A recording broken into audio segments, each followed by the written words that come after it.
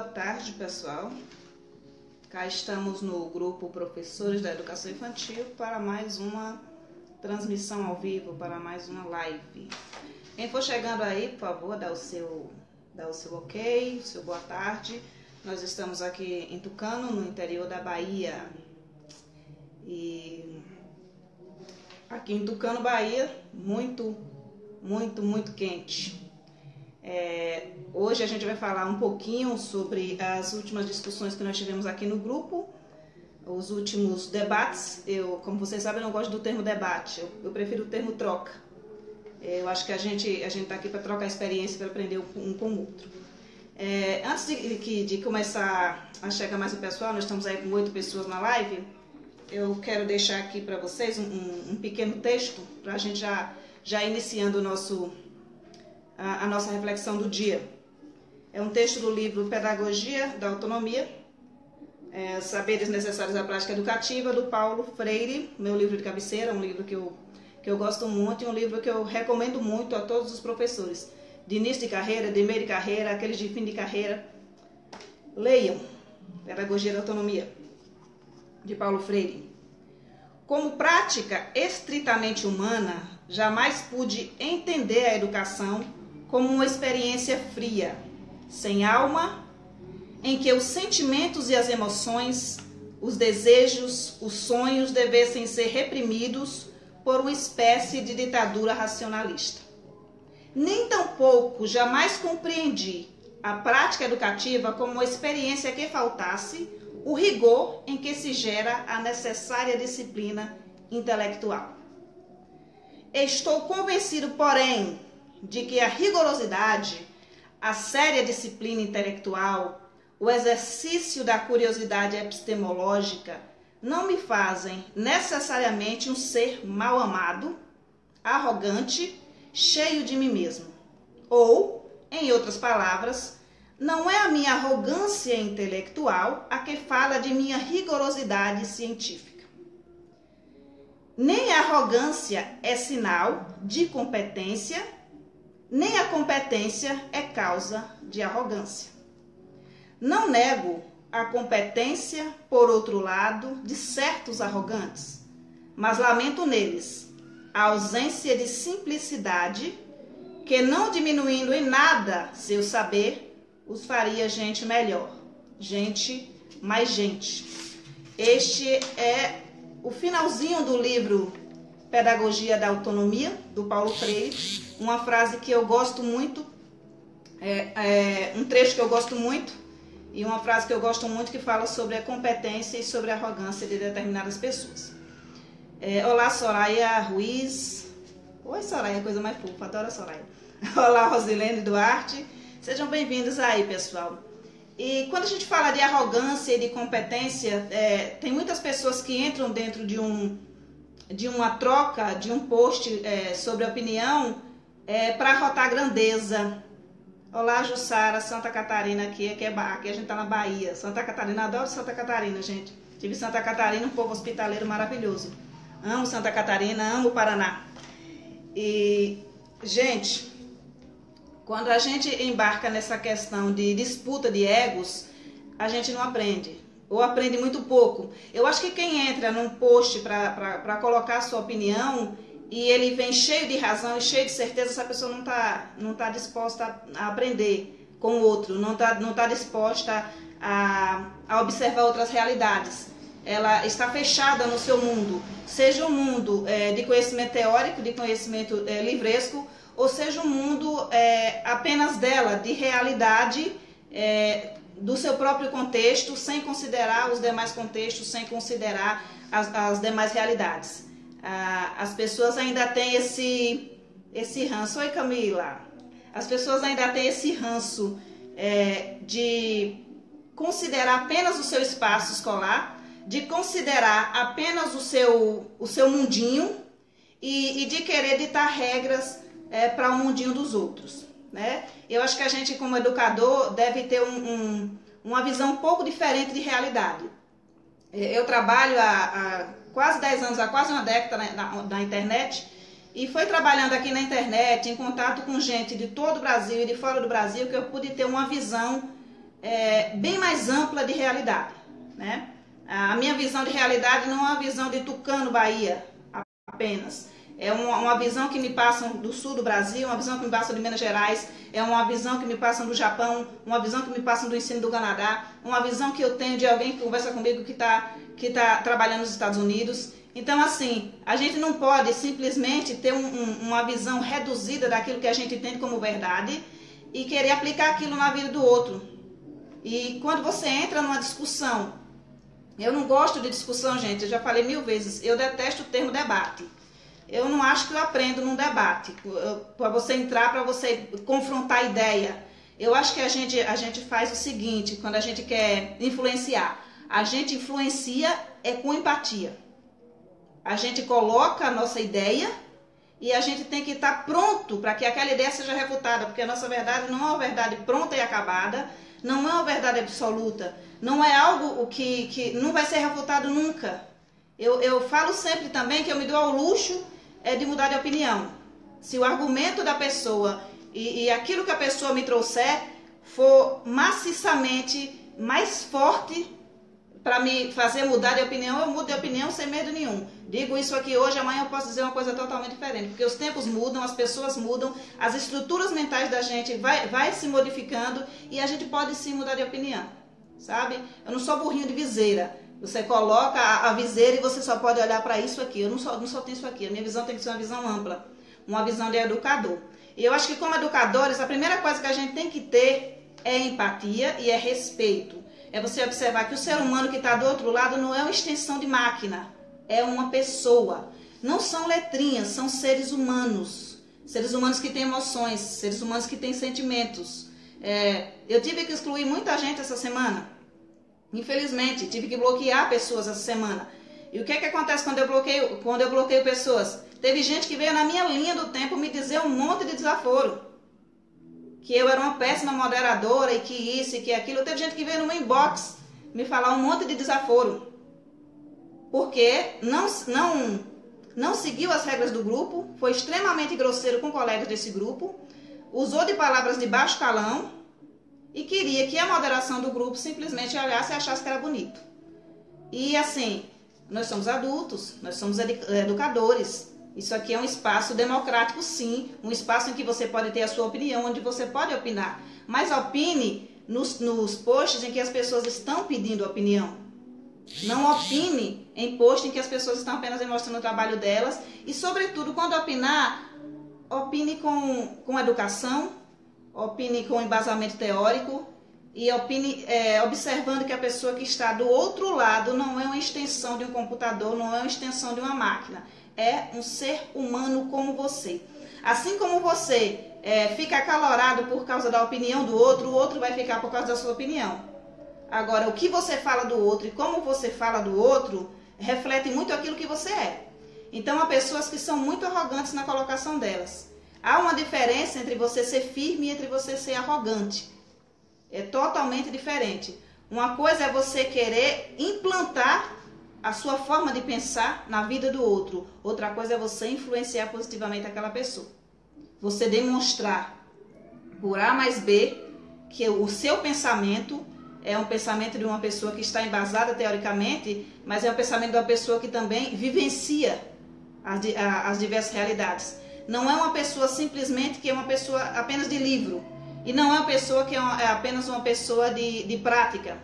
Eu acho que eu concordo também com Paulo Freire nesse sentido, em que a sua fala, você tem que falar e a sua fala, a sua prática e a sua fala, num determinado momento serão uma só. Sabe? Através daquilo que você vai postando, daquilo que você vai fazendo, daquilo que você vai falando, você vai demonstrando para o outro a sua competência profissional. Competência profissional não está apenas em você saber ou você dizer que você está apoiado em teoria A, ou em teoria B, ou em teoria C. Não é isso que mostra que você é competente. Eu já conheci muitos profissionais livrescos que sabiam muito falar de teorias pedagógicas, sabiam muito falar de correntes pedagógicas, pessoas que se diziam pessoas democráticas. E quando entram na sala de aula desta pessoa, não é uma pessoa democrática. Não é uma pessoa que escuta o aluno, mas é uma pessoa que tem o discurso de que escuta o aluno. Eu acho que quando a gente não tem a capacidade de escutar o nosso colega, E quando a gente não tem a capacidade de dialogar com o nosso colega, que é um adulto como nós, como é que você vai respeitar uma criança? Né? Que supostamente, na minha forma de pensar, supostamente, hierarquicamente, está abaixo de você. Né? Então a gente tem que prestar muita atenção como a forma como a gente reproduz discurso. Muitas vezes discurso de faculdade, a gente ouviu e só reproduz, é que nem papagaio. Papagaio, a gente fala, até papagaio fala, sabe? E muita gente só reproduz discurso. O que você ouve na faculdade, você sai jogando para frente. Mas assim, você não aprende a ouvir, você não aprende a dialogar. Tem muita coisa que a faculdade não ensina. E eu acho que falta muito ainda nas faculdades ensinar as pessoas a se relacionarem de forma mais humana. Porque parece que agora que nós estamos na frente de um computador, na frente do celular, que não há seres humanos do outro lado, que são apenas máquinas, e a gente não se atém àquilo que a gente vai falando. Então a discussão bem acalorada desta semana foi sobre escola pública e escola particular. Né? A Joyce disse, vejam isso quando as pessoas não seguem as regras do grupo mesmo. Algumas caem matando nos posts, se achando a dona da razão. Pode ser um bom profissional, mas uma péssima pessoa. Assim, eu acho que cabe coerência, né? Uma vez que você está querendo mostrar para o outro que há uma forma melhor de fazer, sabe? Faça isso mostrando o seu trabalho. Se você quer mostrar para a pessoa que trabalhar desta forma é melhor, mostre o seu trabalho. Eu acho que o nosso trabalho fala pela gente, sabe? O nosso fazer pedagógico, ele fala muito pela gente. E eu costumo perceber que muitas pessoas que teorizam demais, postam de menos. Nós temos aqui 500 mil de pessoas nesse grupo. Se você perguntar se Gi colocou uma, Gi nunca colocou uma pessoa nesse grupo que não tivesse solicitado entrada.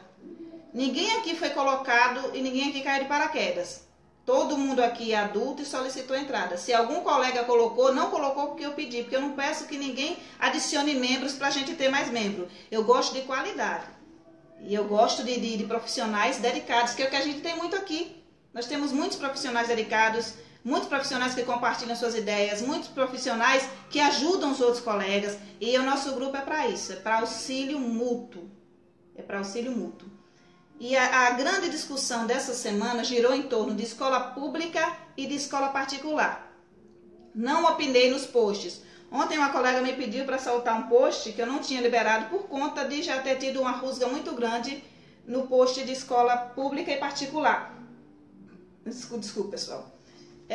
Então, ela falou comigo e eu falei, eu vou liberar por 1 hora a charge para que a gente possa discutir, né? Então a charge era esta aqui e vocês viram essa manhã, essa charge. Quem não viu, dá para ver direitinho aí, gente. Escola pública, educação particular e educação pública, né? A gente tem que fazer uma leitura mais ampla daquilo que está à nossa frente. Num primeiro momento, quando a gente vê essa charge aqui, a gente só analisa parcialmente. Mas vejam bem a charge, observem todo o contexto do que é colocado na escola particular, como escola particular e escola pública, né? Observe todo o contexto, né? Você pode observar que aqui na escola particular tem uma lâmpada V e aqui na escola pública tem um daqueles, gente, esqueci o nome, me ajudem com o nome, um daqueles candeeiros antigos, V. Na escola particular nós temos o mobiliário, a carteira, ó, tudo bem arrumadinho, o chão limpo. Na escola pública nós temos a cadeira visivelmente remendada, quebrada, né? Temos papeizinhos no chão aqui, ó. O lugar está sujo. Nós temos aqui, na escola particular, uma criança branca, representando a elite, né? A elite brasileira, a elite branca lá. Ah, lamparina, lampião. A elite branca brasileira, e nós temos aqui uma criança negra, representando a classe popular, as classes menos favorecidas. Não é isso? Isso é o que eu leio nessa charge. Eu não leio essa charge simplesmente como uma crítica. Eu não leio essa charge como que a escola particular é uma boa escola e a escola pública é uma péssima escola, não apenas desse contexto. A gente tem que ver o todo, a gente tem que analisar o todo. Então, assim, o que é que nós temos para observar nessa charge, né? escola particular e escola pública. E muitas pessoas começam a falar de escola particular como escola ideal, de escola particular como escola perfeita, de escola particular como escola modelo, né? E tantas outras pessoas começam a falar de escola pública como uma escola democrática, como uma escola boa. E aí é que nascem os embates, porque quando eu começo a debater sobre escola pública e escola particular, observando apenas o lugar que eu moro, aí é que nasce o problema, né? Aí você mora num lugar, você diz assim, aqui a escola pública é tão competente quanto a escola particular, né? E o outro diz assim, aqui a escola particular é mais competente do que a pública. E o outro diz, aqui a escola pública é mais competente do que a particular, né? Então, eu sempre gosto de colocar as coisas dentro do contexto. Aqui, dentro do município de Tucano, nós temos escolas públicas e nós temos escolas particulares. Eu tenho 4 filhos. Eu tenho uma filha de 20, eu tenho uma de 16, eu tenho um que vai fazer 19 agora em dezembro e eu tenho uma de 12. Os 4 estão em escola pública. Nenhum nunca estudou em escola particular. Todos eles são de escola pública. Eu tenho comprometimento, eu tenho compromisso com a escola pública, eu enquanto professora. Né? Mas eu estou falando do meu contexto social. Estou falando das minhas vivências, estou falando do lugar onde eu moro. Os professores aqui de escola pública são os mesmos professores que atuam na rede particular, em sua grande maioria. Os professores que atuam em escola particular são os mesmos professores que atuam na escola pública, né? E esses professores trabalham de uma forma na escola particular e trabalham de outra forma na escola pública. Aí é que você vai dizer, cabe comprometimento do aluno em relação aos meus filhos, ao meu contexto. Eu acredito que cabe comprometimento deles. Eu estudei em escola pública desde que eu sou um botão, né? O Yara, não li o comentário da Yara, Soraya. Mas assim, eu estudo em escola pública desde que eu sou um botão. Eu fiz escola pública, o antigo ginásio, eu fiz escola pública, o ensino médio, e eu conheço os problemas da escola pública da minha localidade. E eu sei que também é um problema de escola pública de muitas outras regiões. Mas assim, eu optei por deixar os meus filhos na escola pública. Ainda que num determinado momento eu tivesse condições de colocar os meus filhos na escola particular, eu, enquanto professora de escola pública, enquanto conhecedora dos meus direitos, sabendo que a educação é um direito básico da criança, eu não gostaria de pagar por algo que é um direito meu. Eu prefiro lutar para que a escola pública seja uma escola de qualidade do que pegar o meu filho e colocar na escola particular e simplesmente deixar o meu direito de lado. Apesar das muitas dificuldades que a gente tem na escola particular, gente, tem muitos e muitos problemas em escolas particulares e muitos problemas em escolas públicas. Então a gente não pode reduzir o nosso pensar a uma charge. Entende? E a gente não pode pegar uma charge e não lê-la por inteiro, porque a gente está muito armado. No momento que chega uma informação, que alguém coloca uma opinião, a gente já vem armado para poder refutar aquilo que a pessoa está falando. A gente não está pronto para ouvir, não está pronto para entender as diversas realidades. A gente não está pronto para saber o que é que determinado colega que está dizendo que a escola particular é uma escola ruim, por que ele está dizendo, como é que é na região dele, que leitura ele fez do mundo dele. E a gente também não está observando que aquele colega que diz que a escola pública é ruim, que problemas ele está enfrentando dentro do espaço escolar em que ele está atuando, né? Então eu coloquei pequenos pontos aqui para que a gente possa refletir. Não são verdades absolutas. Eu tenho um contexto social, que é o meu contexto de município. É o meu contexto de município. Eu tenho, em contrapartida, a fala de muitos colegas de diversas partes do país, me falando sobre a realidade que eles vivem numa escola particular ou a realidade que eles vivem numa escola pública. Eu tenho fala de gestores, eu tenho fala de coordenadores, eu tenho fala de professores, eu tenho fala de pais de pais que estão no ensino domiciliar, que ensinam os filhos deles em casa, que preferem não colocar nem na pública nem na particular, né? Eu tenho fala de professores que trabalham com metodologias totalmente diferentes daquilo que é aplicado na escola pública, e tenho professores que trabalham de forma mais tradicional, tem professores montessorianos. Então a gente tem aí um grupo vasto, com experiências potencialmente perfeitas, e que a gente pode, em vez de ficar discutindo, em vez de ficar brigando, aprender com eles. O ponto 1 que eu gostaria de colocar, e que muitas pessoas colocaram para mim, e muitos pais colocam para mim, é o seguinte: eles dizem que o professor da escola pública, aliás, o professor da escola particular, muitos pais me disseram que o professor de escola particular trabalha melhor porque é mais valorizado. Não sei o que é que vocês acham, mas eu acredito que a valorização do profissional da escola particular, quando se fala na questão monetária, é muito pior do que a valorização do profissional de escola pública. Por quê? A gente tem aí, gente, de forma absurda, colegas que entram numa escola particular e trabalham das 7 da manhã até as 7 da noite por um salário de R$900. Isso não é valorização nem aqui e nem em nenhuma parte do mundo. R$900, 7 da manhã, 19. Em que momento esse profissional vive? Em que momento esse profissional toma conta dos filhos dele? Em que momento esse profissional tira o tempo para o lazer dele? Em que momento essa pessoa pode viver? Né?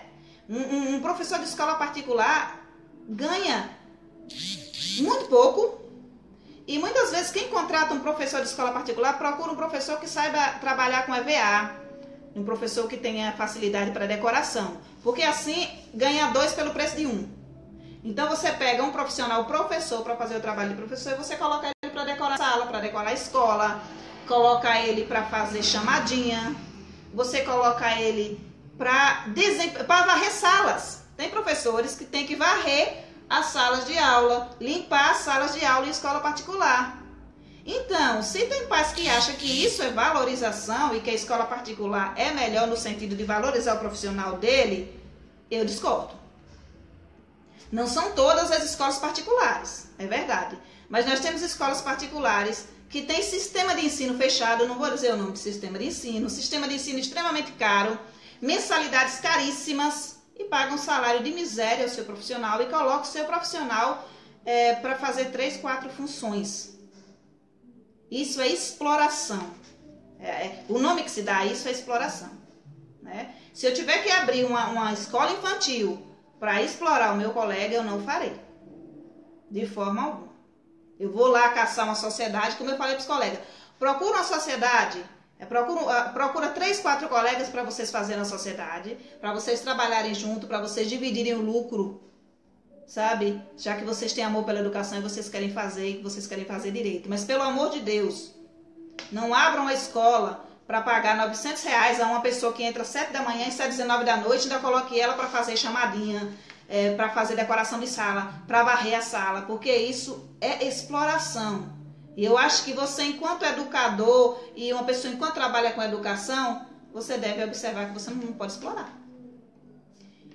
E se você é pai, se você é mãe, quando você for até uma escola particular, trabalho escravo e não ganha 32 mil, exatamente, Camila. Trabalho escravo não ganha 32 mil que nem a ministra, né?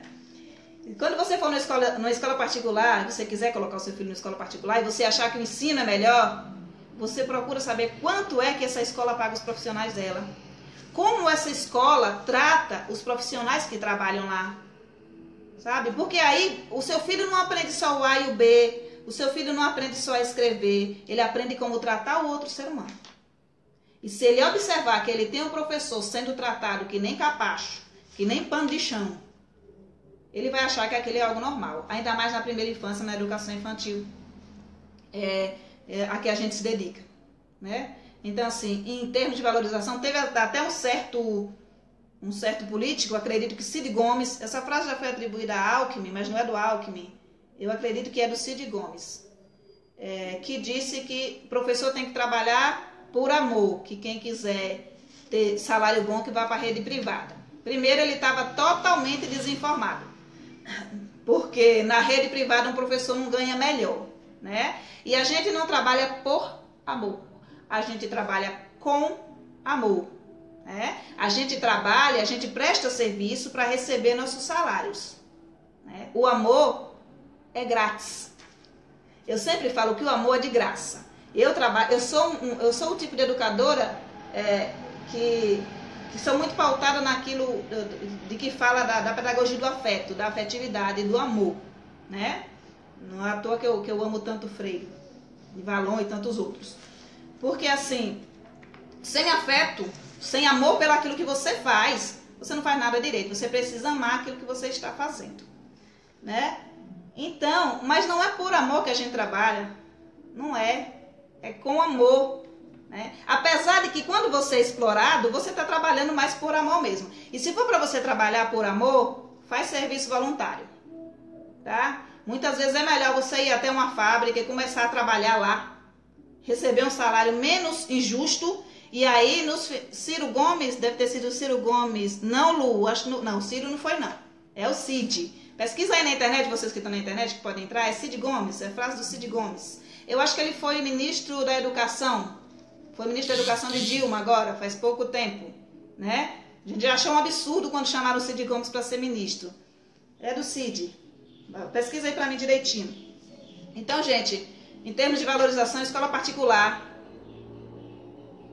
para a escola pública, se o professor de escola pública é desvalorizado, o professor de escola particular, na sua grande maioria, é muito mais desvalorizado. Ganha muito menos. Isso monetariamente falando. Não estou falando de outras questões de escola particular. Estou falando de uma questão monetária, do ganho. E eu não trabalho por amor. Eu trabalho com amor e trabalho pelo dinheiro.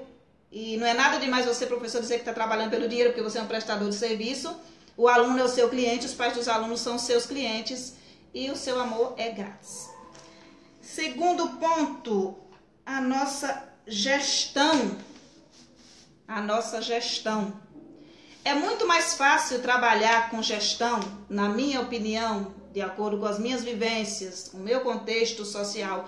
É muito mais fácil você trabalhar dentro da escola particular com gestão do que com a escola pública. Porque dentro da escola pública você tem uma gestão democrática, né? Implantada. Então, para tudo que você vai fazer, você, pelo menos no papel, na teoria, você teria que ouvir os pais, você teria que ouvir a comunidade, você teria que montar os conselhos. Então, as decisões da escola pública são tomadas em conjunto. As decisões da escola pública não são tomadas pelo gestor, são tomadas pela escola como um todo, por toda a comunidade escolar. Tinha que ter, não tem, mas tinha que ter o Grêmio Estudantil, os conselhos dos pais. E escola que trabalha de forma democrática trabalha assim. Eu conheço escolas que trabalham assim. Inclusive tem escolas aqui no meu município muito bem organizadas, que trabalham com conselho de pais e mestres, que escuta a comunidade escolar. Então, quando você trabalha dentro da gestão democrática, parece mais fácil trabalhar. Mas há muitos choques, há muitos conflitos. Então, se você é um gestor de uma escola particular, você simplesmente toma as decisões. Na maioria das vezes, você não precisa consultar a comunidade inteira para você decidir aquilo que vai ser feito. Numa escola particular, você tem choques. Cid Gomes, PSDB do Ceará. Isso mesmo, Soraya. Cid Gomes, PSDB do Ceará. Foi que disse que a gente tinha que trabalhar, que quem quiser ser valorizado tinha que ir para a rede particular. Está desinformado, né? E, assim, quando você tem que tomar muitas decisões, até quando você vai comprar o giz da escola. Vou comprar o giz. Vou empregar esse dinheiro para fazer isso aqui. A comunidade tem que ficar sabendo. Ou vou pegar o dinheiro e eu vou empregar em colocar ar-condicionado na sala dos alunos. A comunidade tem que ficar sabendo e tem que concordar com aquilo. Numa escola particular, quem vai gerir não precisa ficar perguntando onde é que vai aplicar cada centavo que vem da escola, né? Então, Nesse sentido, é muito mais fácil, não é que é melhor, que eu acho que quando você trabalha de forma democrática, quando você escuta o outro, o trabalho escolar, o trabalho pedagógico é muito mais valorizado, é muito mais forte e é muito mais voltado para a criança. Mas assim, quando você vai trabalhar com gestão democrática, os choques são muito grandes, os conflitos são muito grandes, né? Márcia, primeira vez que eu ouço, eu estou gostando muito. Oi, Márcia, que bom. Eu faço live periodicamente, gente. Estou por aqui sempre. Eu gosto de falar. Então, gente, em questão de estrutura física, estrutura escolar, outra coisa que os colegas colocaram, pontuaram, que a escola particular é mais bem equipada e mais bem estruturada do que a escola pública. O que eu acho que a gente ainda tem muito na escola pública, não sei na região de vocês, mas na minha região, as escolas antigas são muito precárias. Em questão de espaço físico, do tamanho das salas, de não ter pátio, de não ter refeitório. Mas as escolas novas que foram construídas agora, há pouco tempo, há 10 anos atrás, são escolas modelo. Então elas têm espaço escolar, elas têm refeitório, elas têm estrutura. Eu acho que a gente tem muito na escola pública ainda uma certa... Como é que eu posso colocar, gente? Uma certa defasagem na questão da gestão, de como a gente vai cuidar do bem da escola e como a gente vai chamar os pais à responsabilidade por cada cadeira quebrada, por cada livro que foi rasgado, por cada coisa que foi desperdiçada, que foi jogada fora, porque ali é dinheiro.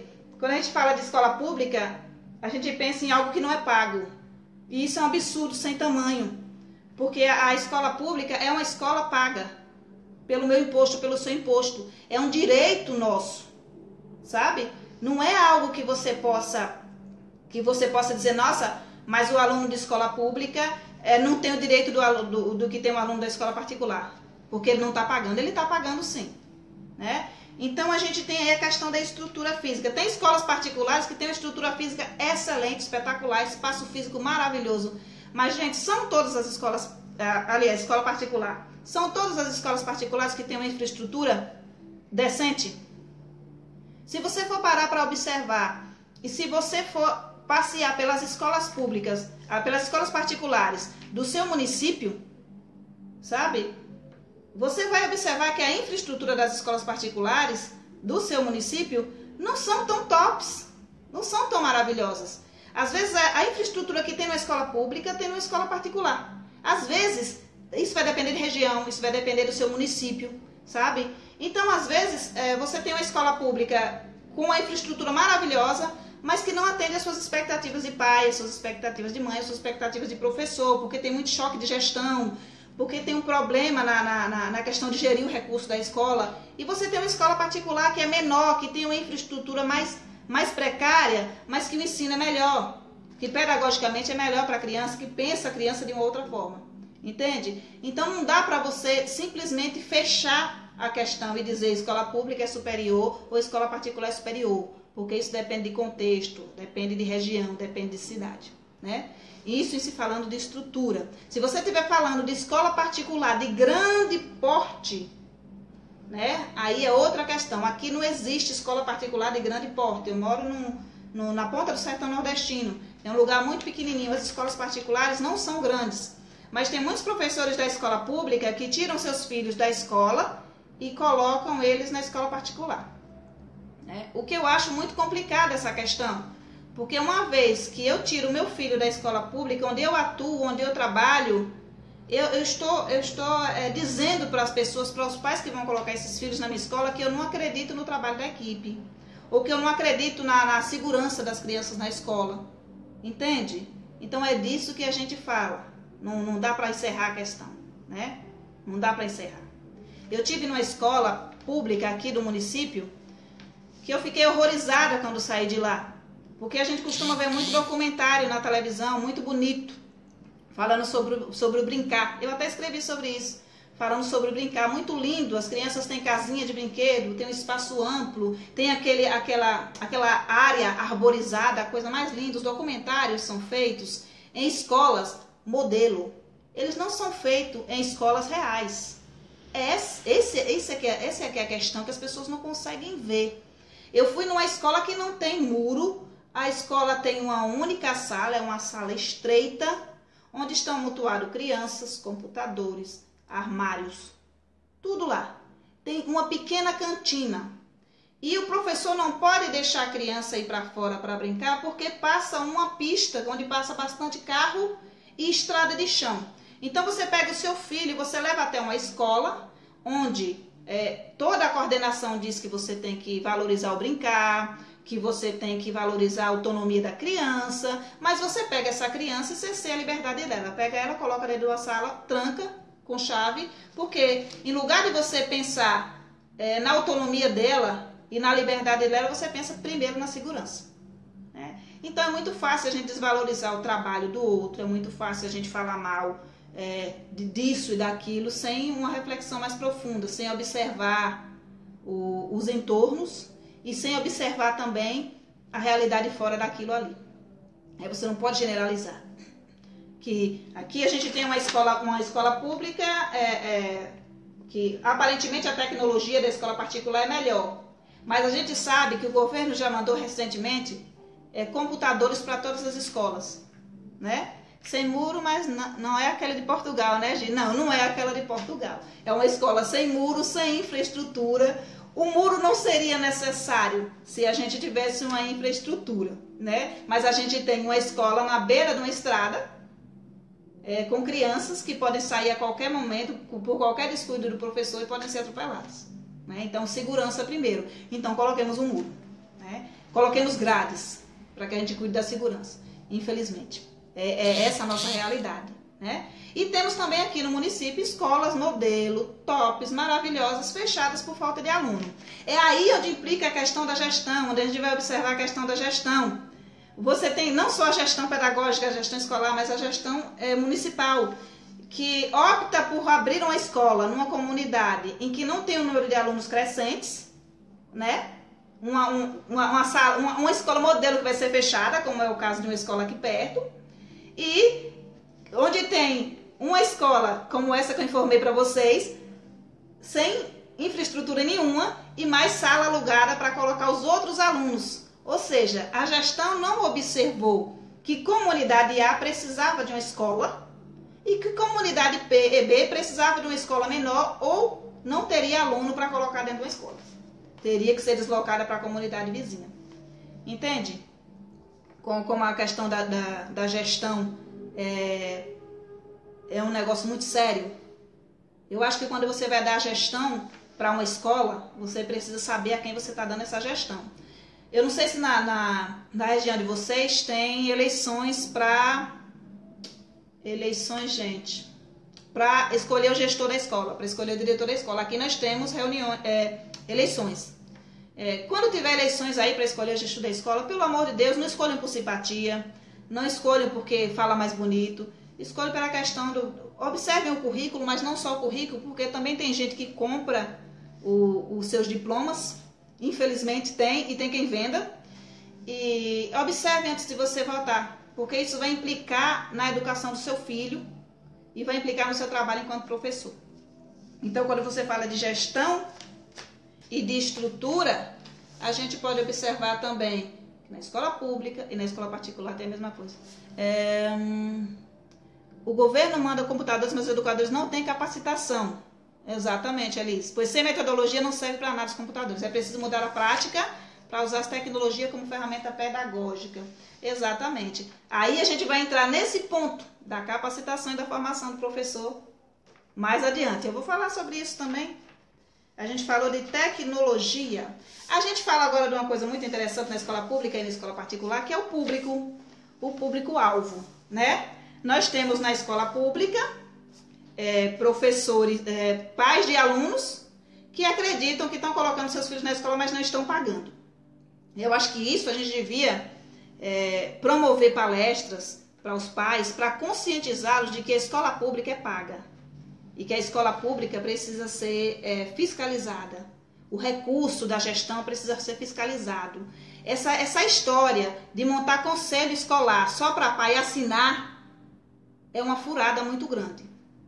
Eu acho que o conselho escolar tem que ser atuante.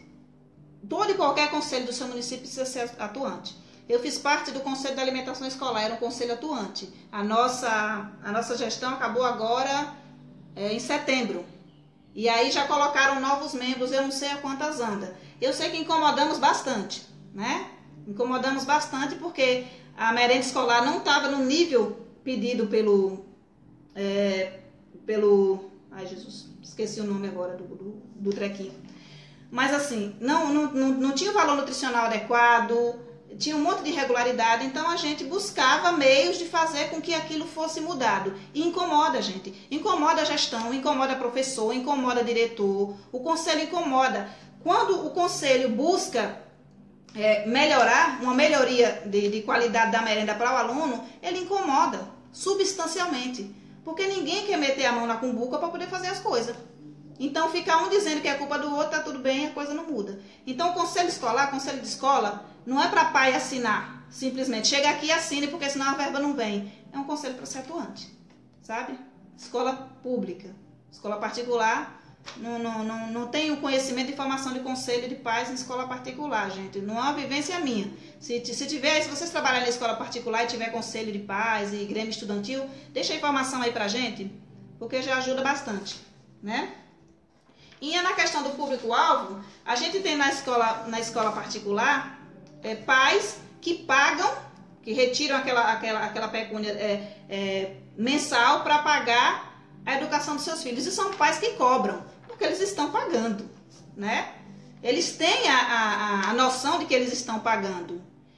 E já os da escola pública, em sua grande maioria, chegam e colocam a criança lá e não acompanham, porque para eles não estão pagando, né? E tem muita gente, tem muito professor, tem muita gente da nossa área, tem muito gestor que acredita que está dando de graça a educação para o filho de fulano de tal, porque ele está na escola pública. Não é assim, gente. Nós somos prestadores de serviço, sabe? O aluno é nosso cliente. O pai do aluno, ele é nosso cliente. A gente tem que trabalhar com competência, sabe?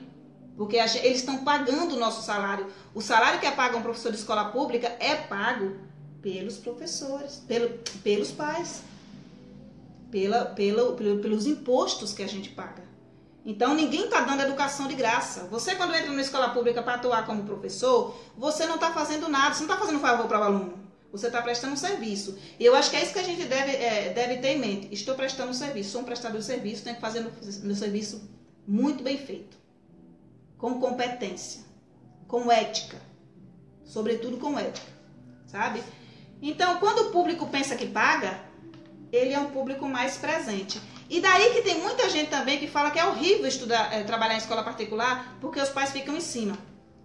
E eles trabalham de forma mais fechada assim, mais castradora ainda, por conta dos pais ficarem em cima e de ter que ser feito com a criança aquilo que o pai está pedindo, porque senão o pai retira o filho da escola e a mensalidade não é paga e ele é mandado embora. Entende? Então a escola particular trabalha muitas e muitas vezes de forma a agradar os pais. Enquanto que a escola pública costuma trabalhar até de forma a se chocar com os pais, né? Na particular, os alunos são os clientes. Na pública, eles veem os alunos como um número e mais nada. Exatamente. E criança não é número. É cliente aqui, é cliente ali. É uma prestação de serviço. A menos que você trabalhe de graça, que você não ganhe o seu salário, aí sim, você pode ver como você está doando. E mesmo assim, ele vai estar pagando pelo espaço que você está usando, ele vai estar pagando pelo material que você vai usar para dar aula para ele, né? Então, assim, vejam os alunos como seus clientes, porque você está recebendo para prestar um serviço. E aqui, quando eu falo para ver os alunos como seu cliente, não é naquela ótica de que, nossa, que você tem que fazer tudo que os pais estão mandando. Não, você tem que trabalhar com competência. E quando você trabalha com competência, você sabe explicar para os pais o porquê você está atuando daquela forma. Entende? Então, seja competente. Na hora de você tratar com o pai, você trata de forma ética e de forma competente. E ele vai lhe respeitar e você vai respeitá-lo, porque os dois vão estar trabalhando para o bem comum da criança. Não é uma questão de você só agradar, ou não é uma questão só de você fazer bem. Não, não é isso. Eu acho que nem escola pública nem escola particular deveria fazer isso. Eu acho que a gente tem um trabalho enquanto educador de sensibilizar, né? Não é nem conscientizar, que você não conscientiza ninguém de nada, mas você sensibilizar. De você chegar até os pais e promover palestras e para falar com eles sobre a proposta pedagógica da escola, como a escola trabalha, qual o perfil da escola, como ela vê o aluno. Entende? Então, tudo isso você tem que observar quando você for criticar a escola pública e particular. Existem escolas públicas onde a incidência de bullying é muito pequena. E, segundo as pesquisas, o bullying é bem mais potencial em escolas particulares. Isso é um dado que eu peguei o ano passado. Não tenho ainda, mas eu vou deixar o link para vocês darem uma olhada. Sobre como o bullying é mais forte em escola particular do que na escola pública. Tá. E a gente pensa assim, que a criança está mais segura na escola particular do que na escola pública. Né? Eu confesso a vocês que uma grande questão dos meus filhos estarem em escola pública e não particular, e a única questão que eu tiraria um filho meu de uma escola pública para colocar numa escola particular seria a questão do público-alvo, da segurança, porque muitas vezes a escola pública, não são todas, mas não trabalha de modo a observar quem entrou, quem saiu, todo mundo entra, todo mundo sai, o porteiro abre para todo mundo quando tem porteiro. Então, assim, eu acho que a gente tem que observar que a gente está lidando com criança e você tem que ter o máximo de cuidado quando você está lidando com criança. Você chega aqui nas escolas públicas de Fundamental 1, coloca a criança para fazer a prova e depois joga na rua. Ninguém observa que são crianças de 13 anos de idade, de 12 anos de idade, são crianças que não podem ficar no espaço escolar para não atrapalhar o outro de fazer a prova, mas que são colocadas pelo portão afora. E você não sabe a que você está submetendo aquela criança, se tem um aliciador na rua, se ela vai ser atropelada, o que é que vai acontecer com ela. Então, como eu sempre falo em reunião de pais e mestres, eu trago meu filho até a escola. Da porta para dentro, vocês têm que dar conta do que ele faz, do que ele não faz, sabe? Se ele está filando aula, se ele não está filando aula. De casa não dá para você saber se o seu filho está filando aula, que tem que saber a escola. Então, a tutela da criança está com a escola. Então, a escola tem que dar conta. Assim como a escola particular dá conta de ligar para o pai e dizer, olha, o seu filho está doente. A escola pública tem que dar conta de ligar para o pai, ou de dar um jeito de chegar até a casa do pai e dizer, olha, seu filho está doente, venha buscá-lo. Sabe? A gente não pode ver a escola pública de forma diferente. Acho que muitas vezes é a gente, enquanto professor, enquanto gestor, que vê o público da escola pública diferente da escola particular. Porque eu vejo a atuação de professores em escola particular e os mesmos professores que atuam em escola pública, mas que a aula dele na escola particular é uma, com o mesmo conteúdo, e a aula dele na escola pública é outra. Aí vai me dizer que é só por conta da turma estar muito cheia, ou da escola pública a turma ser mais agitada. Gente, tem turma de escola pública que não é agitada, que é calminha e tudo mais. Entende? Então, você tem, Raquel Lobo, o que você tem a dizer quanto à ideologia de gênero chegar primeiramente às escolas públicas? Ou estou equivocado nesse assunto? Raquel, sobre ideologia de gênero, a gente não abriu nenhum debate aqui agora. Se você quiser me chamar no inbox, você pode me chamar no inbox para a gente falar sobre ideologia de gênero, se você quiser, e a gente vai ter um papo muito interessante sobre ideologia de gênero. Eu acho que quando a gente vai conversando e quando a gente vai tendo ideia do que supostamente é isso, do que supostamente é aquilo, a nossa visão pode mudar, né? Mas pode me chamar, que a gente conversa sobre ideologia de gênero, sim. Mas a live aqui, escola pública e escola particular. Proposta pedagógica e a escola pública de qualidade.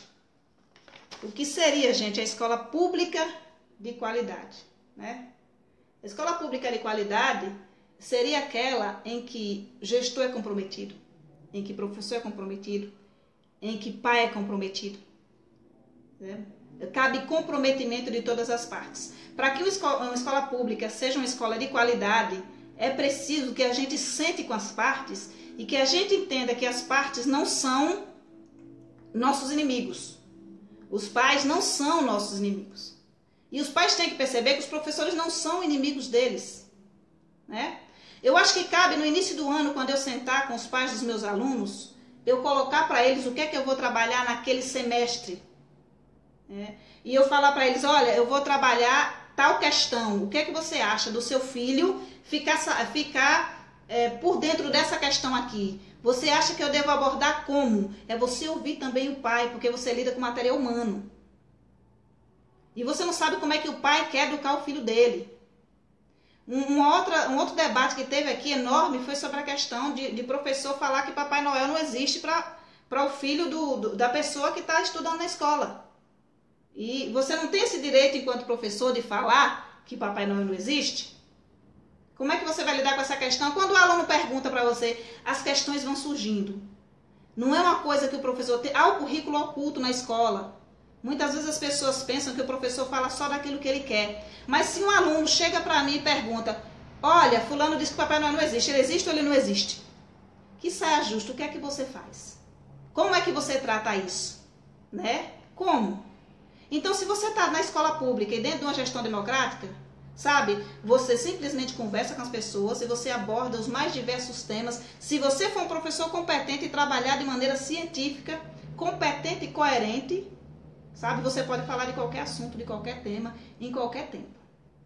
Você não pode firmar, não é nem questão de ideologia de gênero, você não pode firmar ideologia nenhuma para filho de ninguém. Eu acho que assim, professor não pode ser parcial. Professor, ele tem que mostrar os fatos, ele tem que abrir as discussões, as trocas, mas ele não pode ser parcial. Só que você, nada impede de que o filho chegue na casa do pai e diga que você falou isso. Então, muitas vezes, o que é que as pessoas fazem? Elas não falam de determinados assuntos. Porque se você for falar do assunto, vai gerar um conflito que você não gostaria. Porque criança fala, compreende, às vezes compreende de uma forma diferente. E fala que você falou algo que você não falou, né? Eu já tive filhas minhas que chegaram em casa dizendo assim, mãe, hoje eu discuti com a professora. Né? Por que você discutiu com a professora? O que a professora fez para você discutir com a professora? Não falei para você que respeito a gente deve aos professores?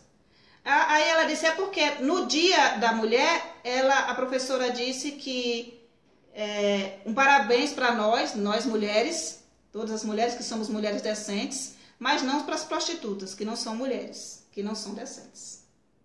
E eu não ensino o filho meu, em momento nenhum, a desmerecer ninguém pela profissão que tem, muito menos as prostitutas.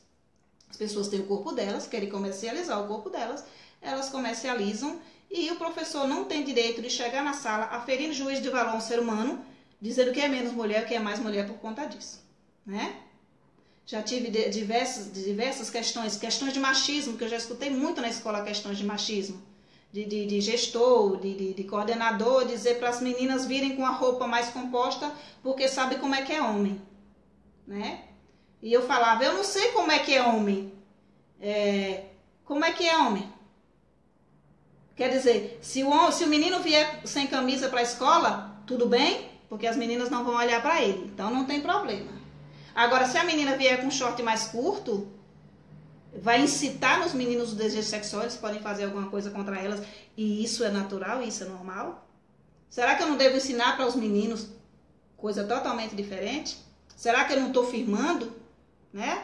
Então, assim, muitas vezes a gente fala sem pensar no espaço escolar. E a gente tem que pensar. A Ed Carlos tem que ser laico, né, Gi? Olha, outra questão muito forte na escola pública é sobre o Estado laico, né? Os meus filhos, por exemplo, iam para uma escola quando era criança e eles faziam a oração da Salve Rainha. E assim, muitas crianças evangélicas, mas a escola fazia a oração da Salve Rainha, Mãe de Misericórdia. Quer dizer, não cabia naquele espaço onde a gente tem uma diversidade muito grande, sabe? Se você tem uma diversidade de alunos muito grandes, e já trabalhei numa comunidade que era extremamente católica, em que eu não fazia oração, mas que eles diziam assim, Gi, eles não me chamavam de Gi, professora, eu acho assim que a gente tem que fazer a oração na hora que a gente entra e na hora que a gente sai. Porque esse negócio de você começar a aula sem fazer a oração, isso não está certo. A gente não quer os nossos filhos começando a aula sem fazer uma oração, porque eles não são animal, né? Eles não são animal. Soraya, tem um vídeo, acho que da Avon, que aborda isso muito interessante. Tem um vídeo da Avon muito legal que fala sobre a questão dos padrões. Eu acho que eu compartilhei lá na minha página Nem Sou Fofinha. Que tem mulheres gordas, mulheres magras, mulheres negras, mulheres brancas. é um vídeo excelente. Então, quando vem alguma coisa assim, você espera que um aluno diga para um professor, a prostituta não é mulher. E que a professora traga essa discussão para o grupo e traga material e discuta essa questão, sabe? Mas aí, quando vem de um professor, você faz o quê? Né? Infelizmente, eu vejo também muito professor que simplesmente não estão nem para os alunos. Entrou no funcionalismo público e vivem de licença. Trabalham diferente na escola particular. Eu nem entrei nessa questão do funcionalismo público, gente, é complicado quando você é funcionário público. Muita gente realmente deixa a desejar. Ou deixa a desejar porque já está amparado por um concurso, ou deixa a desejar porque está calejado da caminhada, ou deixa a desejar porque não tem o respeito e a valorização que acho que deveria ter. Mas eu acho assim, quando você atua em educação com material humano, o mínimo que você deve fazer é trabalhar de forma competente. Se você não teve uma formação boa, busque uma formação melhor. Se você não tem condições, se você acha que nas formações você não está conseguindo muita coisa porque a teoria é a mesma, busca na internet. Se você acha que a internet não está lhe dando suporte, conversa com os colegas. Tá? Conversa com os colegas. Tem muita gente aqui no grupo que está disposto a trocar figurinha, gente, está disposto a conversar, está disposto a dizer para você, olha, o caminho é esse aqui. Sem dizer para você que você está errado. E você está errado por estar errado. Porque falar, apontar problema é muito fácil. Difícil é você mostrar soluções. Né? Soluções práticas. Porque apontar problema, todo mundo aponta. Falar de teoria, todo mundo fala. Porque até papagaio fala. Mas assim, você substancialmente buscar ajudar o outro. Porque assim, no momento que você ajuda um colega seu, com a atuação dele hoje, porque ele está em início de carreira, ou porque ele não teve a formação adequada, como a sua, no momento que você ajuda ele de forma prática, a turma que vem dele para você é uma turma mais preparada. Você não perde nada ajudando o outro. Eu nunca vi ninguém perder nada ajudando o outro. Eu tô nesse ramo de atuação há 9, vai fazer 10 anos. Eu tô na internet desde 2008, quando eu comecei meu blog. 2008, comecei escrevendo textos, que eu escrevo texto. Gosto de pensar, não sou escritora, gosto de pensar. E como eu penso, eu coloco em textos. Eu gosto muito de pensar, odeio escrever, mas escrevo porque faz bem para mim, porque é uma espécie de terapia. Mas assim, no momento que você fala de escola pública e de escola particular, e no momento que você generaliza, você já está equivocado. E eu acho que a gente deve, enquanto educador, buscar não se equivocar tanto, não se acalorar tanto. Teve gente que diz que compro briga pela escola pública, eu compro briga. Gente, eu compro briga pela escola pública no sentido de que, olha como é que eu compro briga por escola pública. Eu tenho 4 filhos na escola pública. 4. Aliás, uma, mas não, porque agora formou. Hoje eu tenho 2 filhos, inclusive, fazendo Enem. A minha filha formou e está fazendo faculdade agora. E com 15 anos de idade, ela já passou no Enem. Se eu quisesse tirar ela, tinha que entrar na justiça para conseguir que ela fizesse a faculdade. Mas assim, a nota que as alunas de escola particular tiveram no Enem, ela teve maior, até superior, estudando em escola pública. Né? Mas se eu fosse olhar simplesmente pelo ponto de vista da minha filha que estudou em escola particular e de mim que estudei em escola particular, para dizer que todas as escolas particulares do Brasil são excelentes, que têm excelentes profissionais, que têm excelente formação, eu estaria falando um absurdo. Porque a gente não pode generalizar. Há escolas no Brasil top de linha, há escolas modelo, há escolas que têm profissionais espetaculares, e eu conheço muitas. Eu conheço profissionais que eu sinto uma inveja maravilhosa deles, não tem esse negócio nem de inveja boa, não. Eu sinto inveja mesmo, porque eles são extremamente competentes, e são profissionais de escola pública, que trabalham, que têm uma equipe muito boa, que tem uma equipe muito unida, sabe? Adicionei você também. Tá bem, Márcia, pode adicionar. Então, gente, na questão da formação do professor, né? Alguma colega colocou aí sobre a formação do professor, acho que esse é o nosso último ponto. Formação do professor. Isso dói na alma da gente, né? Quando eu entrei na faculdade, eu queria fazer letras. Era o meu sonho. Quando eu tinha 11 anos de idade, eu já queria fazer letras. Eu sempre quis ser professora, queria fazer letras porque eu era apaixonada por literatura brasileira. Eu li literatura brasileira aos 11 anos de idade. Lia Iracema, lia Senhora de José de Alencar, que eu amava, né? Eu lia tantos e tantos. Machado de Assis, eu amava Machado de Assis com 11 anos de idade. Então eu queria fazer letras por essa questão da literatura. Eu não compreendia o resto do curso de letras. E eu fiz pedagogia por conta da minha profissão. Eu nunca quis fazer pedagogia. Eu fiz magistério, eu amava o magistério, amo o magistério, eu não queria fazer pedagogia. Mas assim, a formação pede que você faça pedagogia. E eu fui fazer pedagogia. Entrei na faculdade e foi entediante para mim. Porque boa parte daquilo que era colocado no curso de formação, eu já conhecia. Boa parte. Porque eu já era autodidata, eu já lia muito, eu já procurava me formar de outra forma. Eu só tive olhares diferentes sobre as coisas. E eu colhi falas de professores de faculdade que me deixaram estarrecida. Sabe? Como isso aqui não serve para nada. Eu peguei erros ortográficos de tutores eletrônicos que quem está reclamando aqui de erro ortográfico, que é uma rede social, poderia muito bem reclamar de erro ortográfico de tutor de faculdade. Né? Mas as pessoas cansam, às vezes estão cansadas, às vezes escrevem errado, não se apercebem. Quando eu estou muito cansada, eu troco muito o 9 pelo P, o C pelo E, né? Por conta do cansaço mental. Então, gente, a formação é precária. É precária. E muitas vezes, a gente já vai ir para o viés da escola pública e da escola particular. Muitas vezes é precária também na pública. Porque eu também já tive colegas em pós-graduações que estudaram em faculdades particulares e que estudaram em particulares públicas. E assim, o nível não era tão diferente quando você colocava para ter um embate ou para produzir um trabalho. Estava equiparado ali. A formação do Brasil ainda é muito pautada em apenas uma corrente ideológica. O Brasil passa por um sistema de ruptura muito grande. A gente tem uma mania, um ranço muito grande de querer jogar fora tudo aquilo que a gente conhecia e dizer, vamos trocar por isso aqui, porque isso aqui é bom. No Brasil não se tem aquele cuidado de você conservar o que há de bom naquele sistema, que você diz que é tradicionalista, que é ruim, que é isso, que é aquilo. Você não conserva o que é bom e você agrega valor. Não. No Brasil você rompe e aí você começa uma nova ideologia. E aí é que a gente peca muito, sabe? Eu acho que no Brasil a gente se preocupa muito com teoria. Acho que até Emília Ferreiro, foi Emília Ferreiro que falou que no Brasil se perdeu muito tempo com debates sobre método de alfabetização, sobre fônico e o método audiovisual do construtivismo.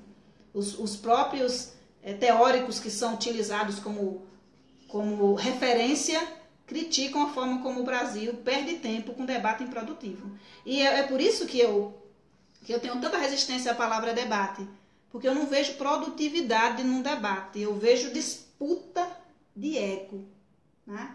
E eu acho que não dá para você disputar ego quando se trata de educação.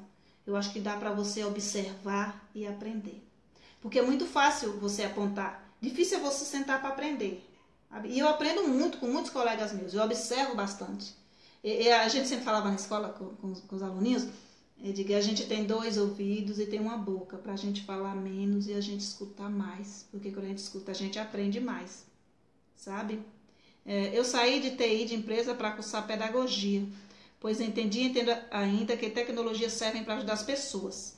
E assim fui buscar conhecimento para os treinamentos. A Elis que fez essa colocação. Então, Elis, a tecnologia ainda é muito pouco usada nas salas de aula, né? Você é TI e, nossa, já estou com inveja. Porque assim, eu lido muito com tecnologia, gosto muito de levar tecnologia para a sala de aula, né? Mas o acesso à tecnologia ainda é muito restrito, né? Nas próprias faculdades, o acesso à tecnologia é uma coisa assim, você olha o que é que tem, cadeira, mesa, e um telão para você ouvir o professor. E muitas vezes você não pode botar uma pergunta no chat direto para o professor, você tem que passar pelo tutor. Então, assim, é muito relegada a questão da tecnologia, né? Tem aluno que inicia o curso e termina o curso, não sabe como é que usa o computador, tem que ficar pedindo para os outros. Não sabe como é que formata um texto, né? Lilian Mairano, acho que foi o erro tirar o magistério, pois a faculdade dá um ótimo embasamento teórico, mas o magistério trabalha muito mais a prática.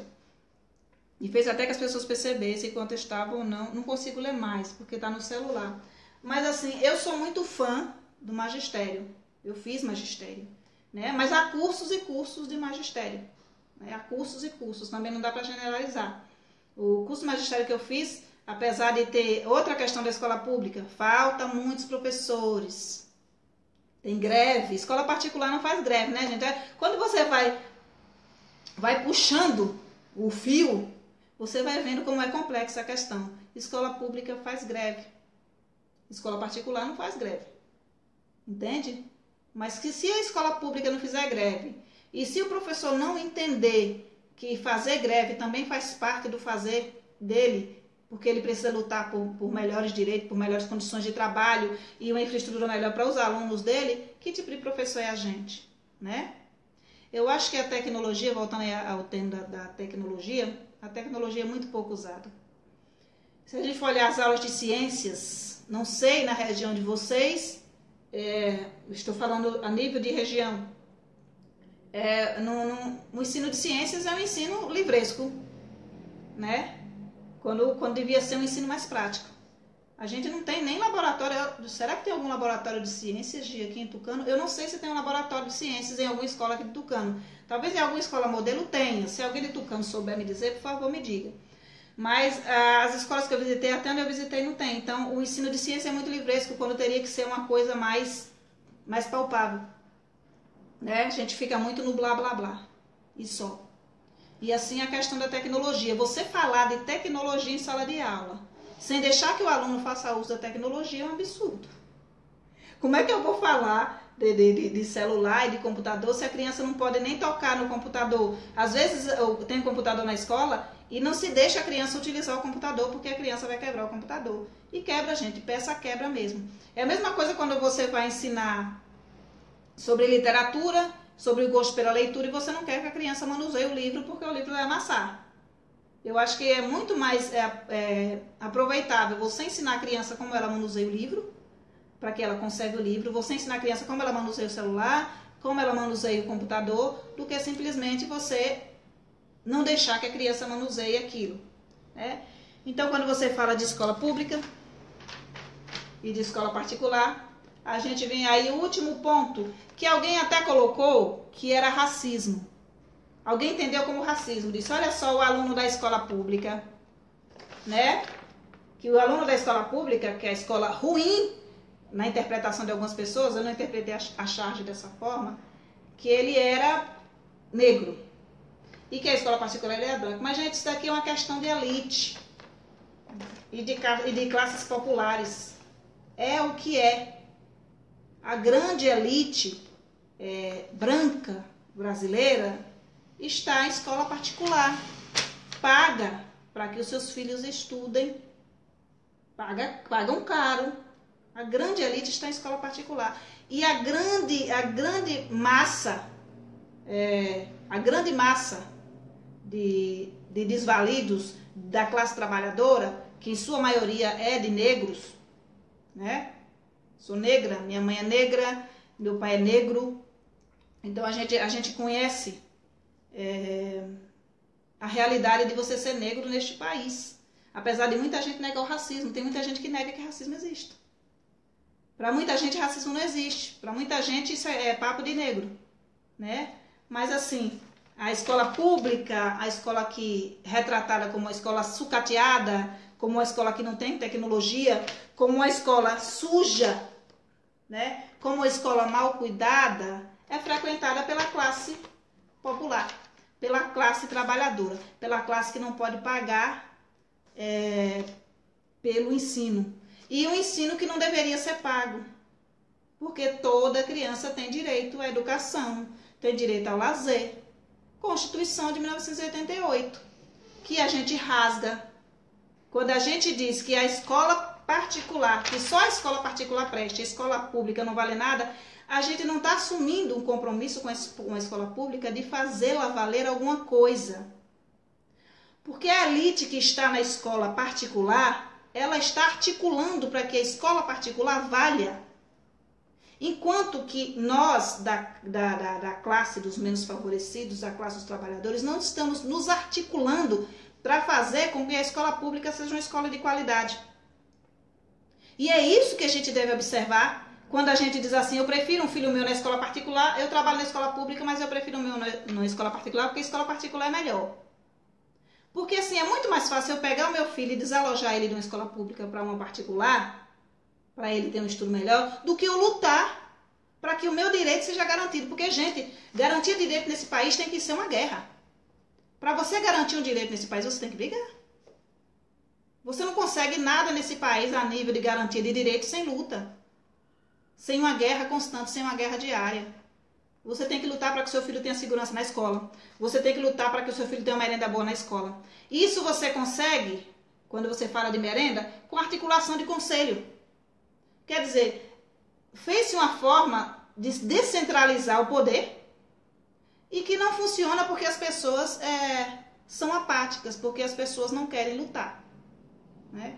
A gente aqui, enquanto conselho, mandava notificação para a prefeitura, não recebia resposta, ninguém fazia nada e a gente mandava mais um ofício e ninguém respondia, procura o Ministério Público.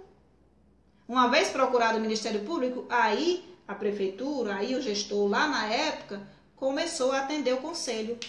Mas depois que o conselho foi para a rádio, ia para a rádio de novo, e depois que o conselho usava a tribuna da Câmara, e depois que o conselho ia de escola em escola e sensibilizava as pessoas, aí você viu começar a fazer alguma coisa.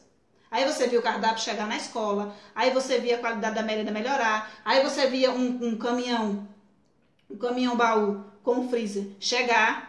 Mas assim, para você conseguir a garantia desse direito, era batendo o tempo inteiro. E você batia de frente com o gestor, que achava que você, enquanto conselho, não tá aprovando as contas do município e os nossos alunos vão ficar sem merenda. Né? Era tipo assim, dê um jeitinho. E o conselho não queria dar jeitinho. Né? A gente, enquanto conselho atuante, não quer dar jeitinho. A gente quer resolver. Porque se for para dar jeitinho, né, é muito fácil dar jeitinho. Agora, resolver implica em guerra mesmo. Lilian, quando eu era criança, faz tempo, a escola particular era para as crianças que não conseguiam acompanhar a pública. A maioria tinha escola pública em alta conta. O que será que desandou? Lilian, eu não sei na sua época. Porque assim, o que eu tenho de escola particular, na minha época aqui não tinha nem escola particular, porque a gente era tão pobre, tão miserável, que não era um lugar que tivesse escola particular. A miséria daqui era muito grande. Pelo menos aqui no nosso povoado, que é pequenininho, só tinha mesmo a escola pública. Né, que era precária, que não tinha merenda, que não tinha livro. Eu lembro que o meu primeiro livro eu ganhei quando eu tinha 9 anos de idade, eu estava na 3ª série. E eu contava outro dia chorando sobre esse livro, que foi uma experiência maravilhosa da minha vida, o primeiro livro da minha vida, que eu tinha que devolver, mas assim, que me deu uma alegria tão grande de ter aquilo na mão, porque não tinha, né? E aí a gente diz assim, onde é que desandou? Até que ponto desandou a escola particular e até que ponto desandou a escola pública, né? Quando a gente começa a observar contexto social. Muita gente diz assim, mas na minha época na escola pública a gente tinha merenda, tinha transporte, tinha isso, tinha aquilo. Aí eu pergunto, onde você morava? Aí muita gente vai me dizer que morava no sul-sudeste. Então a realidade é outra. Porque quem morava no norte e nordeste nunca teve escola pública de qualidade. Então quando a gente vê agora no nordeste livro para montar biblioteca, computador, escola modelo, refeitório, a gente nunca tinha visto isso antes. Então, para a gente, a escola pública teve um avanço considerável. Em termos de escola pública, isso daqui está uma maravilha, né? Porque já foi muito ruim, já foi muito pior, né? Então, como é que desandou aí, como é que não desandou aqui? Olha como é bom a gente trocar essa figurinha de você ter... Gente, será que tudo não ficou muito pior depois da aprovação automática? Gente, a questão da aprovação automática é outro negócio extraordinário, porque a gente vai descambar na questão dos métodos pedagógicos. A gente vai descambar na questão, de novo, da formação do professor. Se um professor sabe aplicar uma metodologia, aí o aluno dele aprende. Mas se o professor não sabe aplicar uma metodologia, ele fica buscando aqui, buscando ali, buscando ali, buscando ali, buscando ali, fazendo experimento apenas, aí é complicado de você fazer o aluno aprender. se você não tem conhecimento teórico daquilo que você está fazendo. A aprovação automática nem está mais em voga. Eu não sei se a aprovação automática ainda está em voga, gente. Estava até algum tempo atrás, não estou atualizada. Mas assim, eu não vejo também sentido em ficar reprovando criança, retendo ela numa série. Sabe? Não vejo sentido. Não vejo em que isso pode ser bom. Eu vou reter. Pra quê? Né? Pra criança achar que não tem competência? Eu nunca fiquei retida numa turma. Eu ficaria profundamente tocada e machucada se eu ficasse retida alguma vez. Eu nunca fiquei retida. Mas eu acho que uma criança que é retida todo ano porque não aprendeu a ler, gente, o que é que está sendo feito dessa criança? Outro dia eu entrava numa sala, e aí quando eu falo outro dia, parece que é outro dia, né, gente? Já tem alguns anos. E uma criança disse pra mim, eu não aprendo não porque eu sou burra. Né? Anos depois, a minha irmã passou por essa criança e ela disse assim, eu não aprendo não porque eu sou burra. E essa criança nem retira foi, mas ela sabia que ela era burra, porque ela não aprendia a ler e a escrever. Assim como eu tive também caso de encontrar com uma criança e ela disse assim, eu amo a professora que me deixou na terceira série, no terceiro ano. Porque ela me deixou no terceiro ano para eu aprender a ler, eu aprendi. E ela falou isso com lágrimas nos olhos. Então a questão da aprovação ou da reprovação é muito subjetiva, você tem que ver cada caso.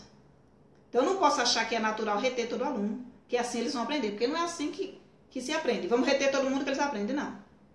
A gente só vai lotar as salas de primeiro ano, né? A criança do primeiro ano não passou, deixa aí. Vamos lotando. Porque se for deixar só quem não sabe ler, né? Você acha que um diretor de escola particular fere o artigo da Constituição que fala sobre direito à educação gratuita? Clarice, não falo da questão de ferir o direito da Constituição. Eu falo a questão do cidadão, eu e você. Não do diretor da escola particular, porque o ensino particular é regularizado no Brasil, ninguém está infringindo lei, não. Eu estou falando da questão de você, enquanto ser humano, enquanto pessoa, saber que a educação é um direito básico. A educação de qualidade. A educação gratuita de qualidade é um direito básico. Infelizmente, não entendo, Raquel Lobo, o porquê de algumas escolas públicas não entrarem com matérias como inglês, física e química antes do ensino médio. É a única falha que eu vejo até hoje. E, Raquel, se você for ver, inglês entra... Na época que eu estudei, inglês entrava na 5ª série. Mas, assim, o inglês que se ensina na escola particular não vale muita coisa. Se você colocar uma criança, aliás, na escola pública, se você colocar uma criança, estou falando a nível pessoal e a nível de experiência pessoal. Né? Quem aprendeu inglês em escola pública, amém, que bom que você aprendeu, eu não aprendi. E eu me esforçava bastante, porque eu adorava inglês. Mas você coloca um filho seu num cursinho de inglês 1 ano e meio, ele aprende mais do que numa escola pública durante 6, 7 anos. E aí você entra na questão do público-alvo, você entra na questão da bagunça, você entra na questão do comprometimento do profissional, entende? Então, vem de tudo isso assim. Soraya, eu sempre digo que o que tira 10 nem sempre é o que entendeu. Talvez aquele que tirou 8 adquiriu muito mais conhecimento. Eu acho que a gente ainda tem essa cultura do 10, essa cultura da avaliação, essa cultura de aferir valor a alguém por conta de uma nota. Eu não fico chateada quando o filho meu tira uma nota que não é um 10. Né? Não fico chateada de forma nenhuma. Eu quero que ele aprenda, não quero que ele tire 10. Embora eu tenha sido muito cobrada pelo 10 e eu tenha estudado bastante e com afinco para poder tirar 10. Eu consegui tirar em matemática um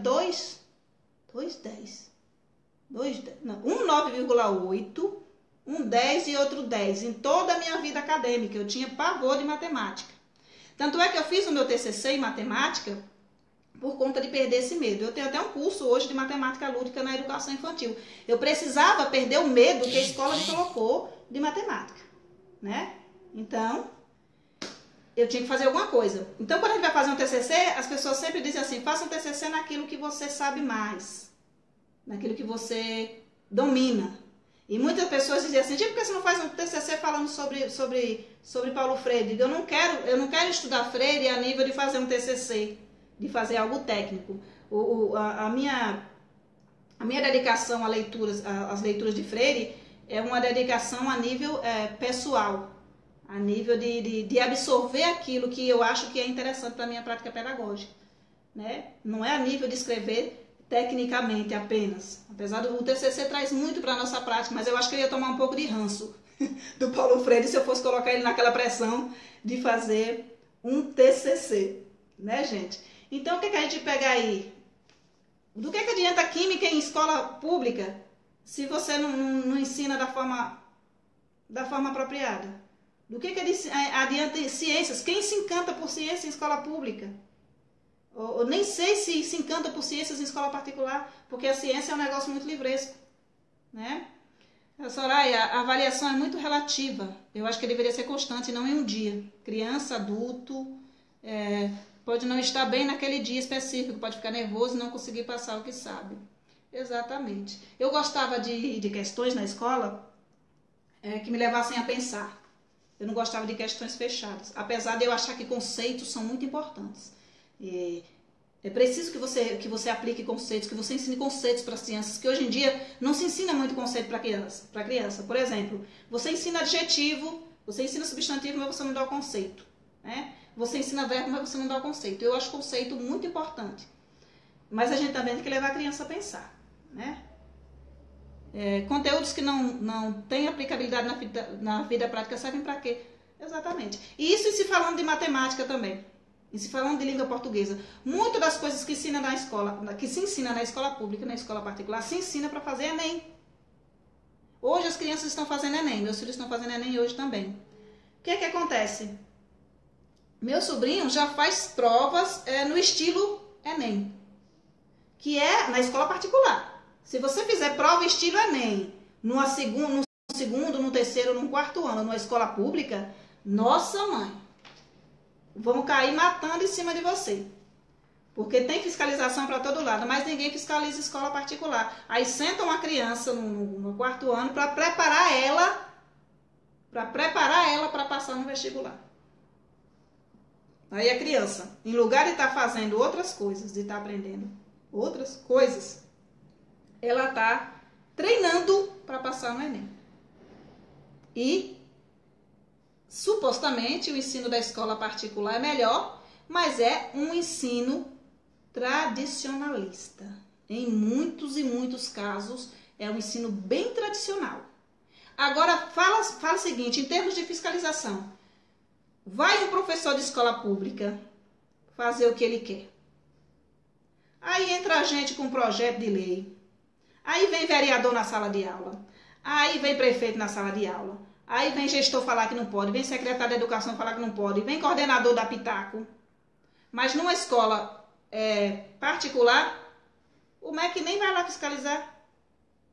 Eu acho que tem muita gente criticando prática de professores de escola particular sem se dar conta que eles estão ali prestando serviço. Quer dizer, isso era competência do MEC, fiscalizar as escolas. Se a gente tem que seguir as diretrizes para a educação infantil, o DCNEI, e se a gente tem que se pautar também um pouco ali no RCNEI, nos referenciais curriculares nacionais para a educação infantil, por que o professor da escola particular não tem que fazer o mesmo? Quer dizer, a preocupação do MEC é apenas com o professor da escola pública? É apenas com o que o professor da escola pública está ensinando? Quando você fala de ideologia, de gênero e de outras tantas coisas, a preocupação é apenas com a escola pública, porque escola particular não toca no tema? Toca. A questão é que a gente vê a escola pública como algo de menos valor. E a gente, enquanto profissional de escola pública, tem que levantar a bandeira. Porque assim, uma vez que você fala bem da sua escola e você luta para que a sua escola seja melhor, já é menos uma escola defasada. Uma vez que você cobra do gestor que o dinheiro que vem para uma escola gestora seja aplicado da forma correta, você já está fazendo algo. Já é menos uma escola em que o recurso que vem do governo é bem aplicado, sabe? Então, é uma coisa que você, enquanto profissional, enquanto pai de aluno, enquanto sociedade, tem que fazer alguma coisa também. Não adianta só ficar falando que a escola pública é ruim, né? Aí vem, qual a sua opinião? Aí a criança dá opinião e ganha um errado. Ou seja, a opinião dele não foi levada em conta. Exatamente, Soraya. Quando você pede a opinião da criança, que seja a opinião dela, que não seja a sua opinião. Eu tinha um aluninho muito engraçado, que ele tinha uma mania de se opor a tudo que eu fazia. Então, se eu contava uma história, ele dizia que era ruim. E tudo que eu fazia era ruim. O prazer dele era se opor àquilo que eu estava fazendo. Né? Que era para ver se me desconcertava, para chamar a atenção. E aí eu falava, né? Eu perguntava para os outros, e aí ele tem direito de não gostar da história? Aí ficavam olhando assim para mim, sabe, ressabiados e tal. Porque assim, quando você entra numa sala, as crianças ficam com medo absurdo de falar que discorda de você. Quando você é um professor autoritário, a criança tem medo de discordar de você. Ela fica calada ali. Né? Não fala nada. E a gente leva esse ranço para a faculdade também. Quando o professor da faculdade pede a opinião e você vê um monte de colega futucar você e falar para você, mas tem medo de falar para o professor. E aí a gente vai reproduzindo isso aí. E aí eles diziam assim, ele tem direito, ele tem direito. Aí eu falava, ele tem o direito de não gostar. Por que ele tem que gostar da história? Ele tem que gostar da história porque eu contei. Eu contar a história torna a história melhor? Não, ele pode não gostar. Cleonice Viana, o que você acha do PENAIC? Cleonice, a minha experiência com o PENAIC é muito pouca. Não conheço muito o PENAIC. Conheço o PENAIC da teoria. Conheço o PENAIC de ler os materiais do MEC e tudo mais. Conheço o PENAIC de ver um pouquinho, muito pouquinho, da prática no meu município. Mas eu acho assim, que o PENAIC é uma iniciativa muito boa. O PENAIC é uma iniciativa muito boa de formação. Porque assim, a formação é deformada. Então a iniciativa de se criar algo que vai dar um apoio ao professor, para que ele entenda, principalmente o professor de alfabetização, para que ele entenda, pelo menos os métodos que ele está aplicando, porque ensinar a alfabetizar, gente, alfabetizar é uma coisa muito séria. Você pode fazer uma criança tomar aversão pelas letras se você não souber aquilo que você está fazendo. Então, se você vai aplicar o método fônico, você tem que ter conhecimento potencial de fônico. Você tem que ter conhecimento do método de audiovisual. Tem gente que fala que usa o construtivismo e nem sabe que é um método de audiovisual. Então, assim, o PENAIC é uma iniciativa muito boa, uma iniciativa de formação boa. Bem teórica, o que é muito importante, e bem prática também. Porque, assim, os professores vão trocando os figurinhos, sabe? Um leva uma ideia e o outro leva outra ideia. E ali você vai agregando valor, né? A sua prática pedagógica. Então, o bom do PENAIC não é a bolsa. Apesar de a bolsa ser importante. Eu não acho que o professor de PENAIC não tem que receber a bolsa não, viu, gente? Tem que receber a bolsa sim. Teve um estudioso que eu estava falando, eu li essa semana, só li o título da matéria, nem fui lá ver, que professor queria valorização, não queria salário. Eu digo, ele não me conhece. Porque assim, eu quero valorização e eu quero dinheiro. Né? Eu acho que a valorização em forma de dinheiro dentro do sistema capital é muito bom. Eu gosto. E assim, quando eu falo de valorização profissional, eu falo em todos os âmbitos. Eu não vou falar de valorização profissional apenas que a sociedade me veja como um profissional bom, como um profissional top. Eu acho assim, o que eu faço, o que é PENAIC, Pacto Nacional pela Alfabetização na Idade Certa. Isso, obrigado, Soraya. Chama o pacto, né? E eu acho muito bom. Tem outro sistema para alfabetização chamado GEMPA. Depois vocês procuram aí, GEMPA. Pós-construtivismo Esther Pilar Grossi. Foi muito aplicado aqui no município. A minha filha foi alfabetizada dentro do GEMPA. Ela aprendeu a ler e a escrever e a interpretar em menos de 3 meses. É possível. É um trabalho bem técnico, o trabalho das pessoas que trabalham com GEMPA. É cansativo, porque requer muito profissionalmente do professor. E é funcional, porque ensina a fazer. Eu acho que o que falta muitas vezes para as faculdades é ensinar a fazer. Porque não adianta você pegar e jogar um monte de teoria na cabeça de uma pessoa que já vem com a formação defasada do Fundamental 1. A formação é defasada no ensino médio. Aí você pega essa pessoa, leva ela para a faculdade e joga ela numa sala de aula defasada.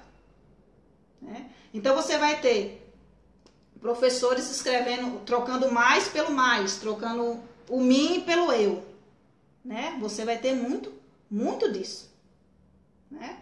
Elis, podemos pensar numa expressão que, a meu ver, desqualifica o trabalho do professor, que é eu dou aulas. Eu costumo dizer que eu não dou aula, eu vendo. Eu as vendo. Eu também vendo minhas aulas, né? Mas ali, se você for olhar o que alguns colegas ganham, né, é uma doação. Porque pensa, você ganha R$900 para trabalhar das 7 da manhã até as 7 da noite, você está dando as suas aulas. Você está recebendo uma ajuda de custo para poder chegar e voltar ao trabalho, né? O que eu acho do ensino à distância o ensino à distância ele requer comprometimento do aluno. Eu prefiro o ensino à distância do que o ensino presencial. Eu sou autodidata, eu já estudei bastante sozinha e eu tenho predileção por estudar sozinha. Eu gosto de estudar sozinha. Eu não gosto de trabalho em grupo, porque geralmente um trabalha e os outros olham, ou fica... Para você conseguir fazer um bom trabalho em grupo, você precisa achar uma equipe muito boa, que é para você marcar as reuniões no dia certo e as pessoas se comprometerem com você. O ensino à distância, para mim, no meu caso, é maravilhoso. Eu prefiro o ensino presencial. Estudei no presencial, estudei no EAD, prefiro EAD, mas requer de você, para aprender, comprometimento. Porque em muitos casos, as pessoas vão passando. Porque você sabe que a questão também do ensino particular, muitas vezes, vai aprovando automaticamente. Quando você fala de aprovação automática em escola pública, você diz que horror. Horror não é aprovação automática em escola pública. Horror é a aprovação automática em ensino superior. Isso é que é um horror. É um professor, um futuro professor, está passando de semestre em semestre sem assimilar um terço do conteúdo, porque senão a faculdade vai fechar a turma. Isso para mim é um horror. Né? Isso para mim é um horror. A aprovação automática no curso superior é um horror. Mas a aprovação automática no ensino básico aqui, não é não. Né? Então, a EAD é boa.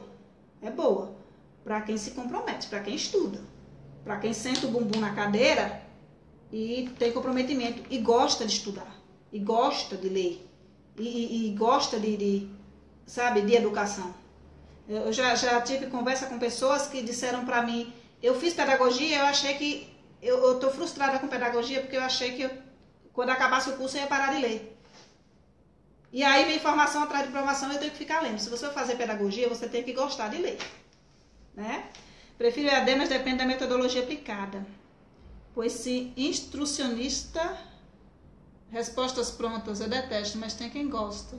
Eu não entendi muito bem a sua colocação, Alice. Não entendi muito bem. Mas assim, eu gosto de EAD, prefiro. Prefiro. Porque assim, o interessante na presencial seria o bate-papo, a troca, né? Mas eu percebi também que com a valorização, a supervalorização demasiada do debate, o ensino presencial virou muito um bate-papo em sala de aula, né? Faz-se uma roda, aí o professor dá o tema, você fala o que você pensa, o colega fala o que ele pensa, o outro fala o que pensa, e no fim não há um fechamento, né? E isso também acontece no sistema EAD, quando o professor coloca um tópico e no fórum e a gente responde e ele não acompanha. O que eu menos gosto no EAD é o fórum. O que eu menos gosto. Porque seria um espaço de interação muito rico e se o professor acompanhasse seria maravilhoso. Mas assim, para você estar lá debatendo sozinha ou com algumas outras pessoas, não tem. Instrucionista, isso, resposta pronta. O aluno não pensa. Eu não gosto de resposta pronta também, Alice. Não sou muito simpatizante de resposta pronta e acabada, porque eu não tenho, assim, afeição por o pronto e pelo acabado. Eu acho que a gente está se transformando dia após dia. Né? Dia, eu quero saber de você, a prática anda junto com a teoria em sala de aula? Depende. Por exemplo, eu acho que você colocou essa questão pelo seguinte, as pessoas costumam dizer quando passam atividade aqui no grupo que elas não gostam, que a professora não tem embasamento teórico, né? E eu costumo falar que toda ação é uma teoria posta em prática. Ou seja, antes de você colocar algo na prática, aquilo foi teorizado, você pensou naquilo. Então não existe uma prática sem teoria. Pode existir uma teoria sem uma prática, mas uma prática sem teoria não existe. Então, seja lá qual aporte teórico que você tenha, qual corrente teórica que você segue, né? Se é construtivismo, se é tradicionalismo, se é a priorismo, seja lá o que você seguir. O que você fizer de forma prática em sala de aula vai estar amparado em uma teoria, né? Elisa, eu faço do fórum um espaço muito rico em debates, né? Metodologia socio-interacionista, aprendizagem colaborativa.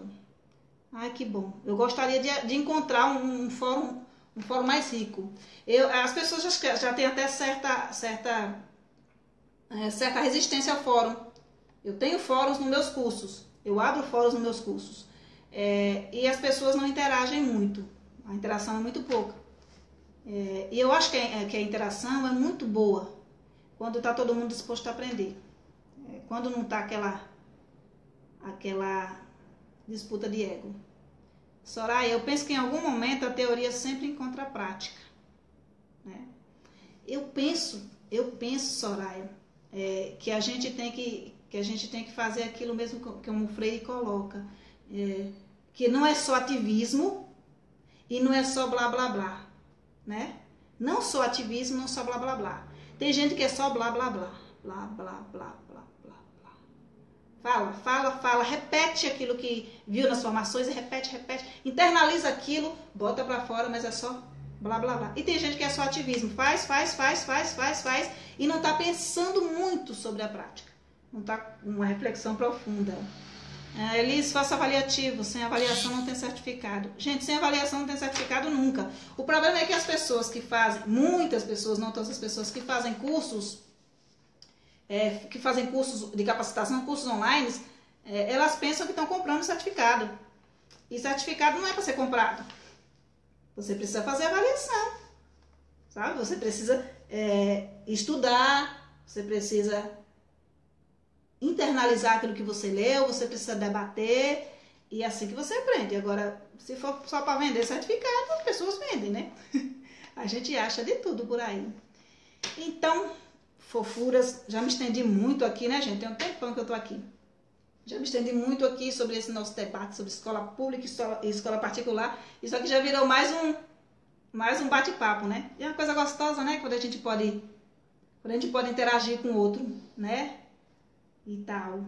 No EAD muito esclarecimento certificado. E tem quem vende. Isso, Alice, tem quem venda. Até muitas vezes quem diz que não tá vendendo.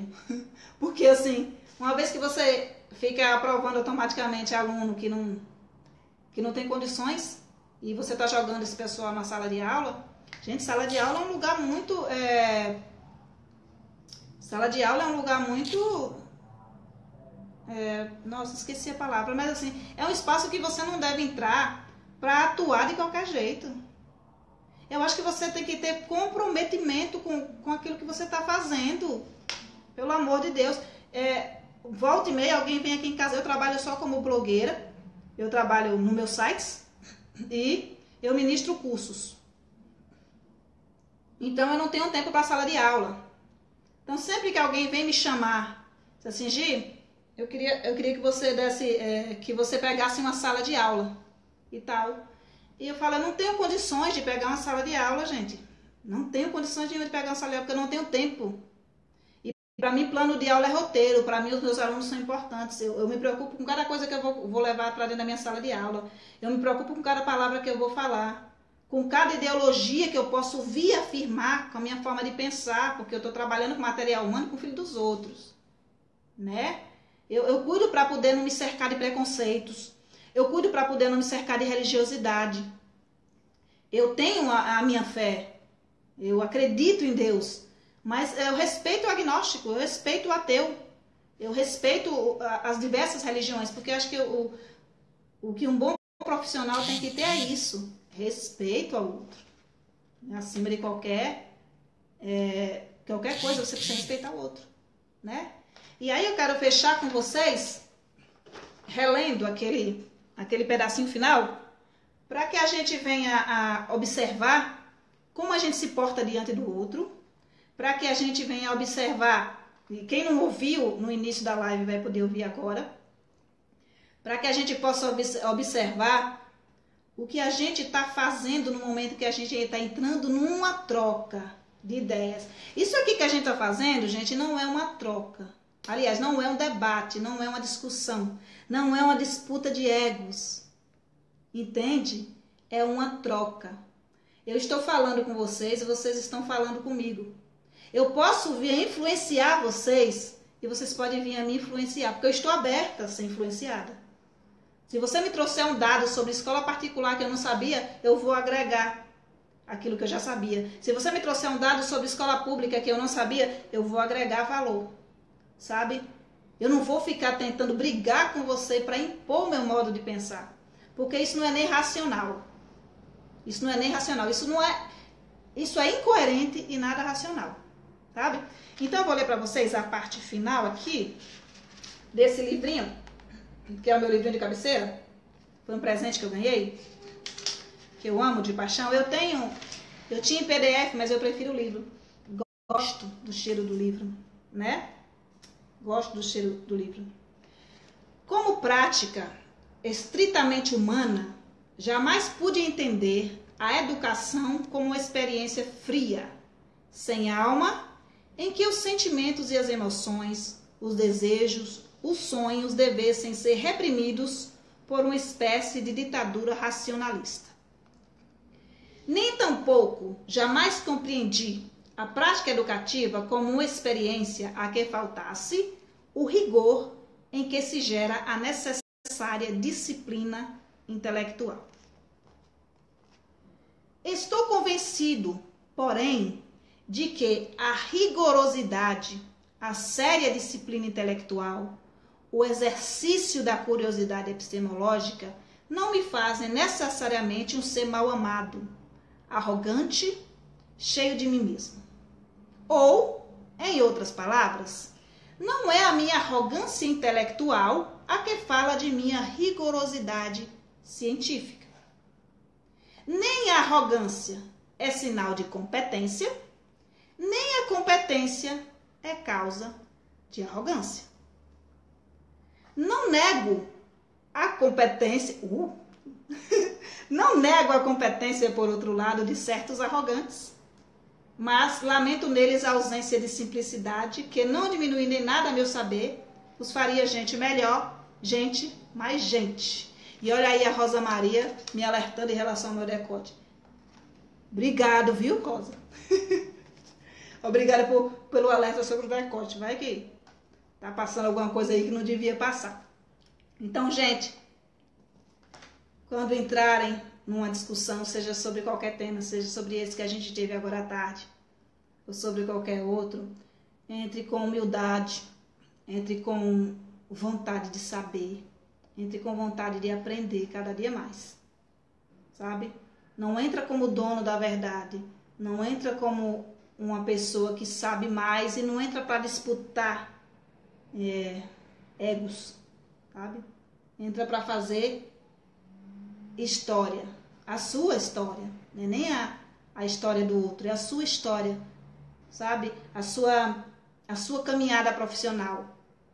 Entra para você aprender, né? É de Clarice, está me fazendo uma pergunta aqui. É de esse tema que você está me propondo agora, eu vou me despedir de vocês. Você me chama no inbox para eu falar sobre ele com você, tá? Porque esse tema foi banido do grupo. Incrivelmente, nós fizemos uma enquete e a gente baniu esse tema. Porque as discussões estavam extremamente improdutivas acerca desse tema. E aí... Mas você pode me chamar no inbox que eu respondo sim, tá? Então, gente, ó, uma boa tarde para você, um bom domingo. A você que tá sacrificando aí a sua tarde para me ouvir, né? Hoje é domingo mesmo, né? É domingo. Você que tá sacrificando aí a sua tarde para me ouvir, a sua tarde para estar comigo, para ter essa conversa gostosa comigo, quando você podia aí estar, sabe, na balada ou se arrumando pra balada. tal. Sabe, você tá aqui comigo e isso me deixa muito, muito feliz, né? Que também tá muito calor, Ângela. Obrigada, Maria, Caixas Pedagógicas do Brasil. Ó, que legal. Obrigada. Até mais, viu, gente? Ó, beijo.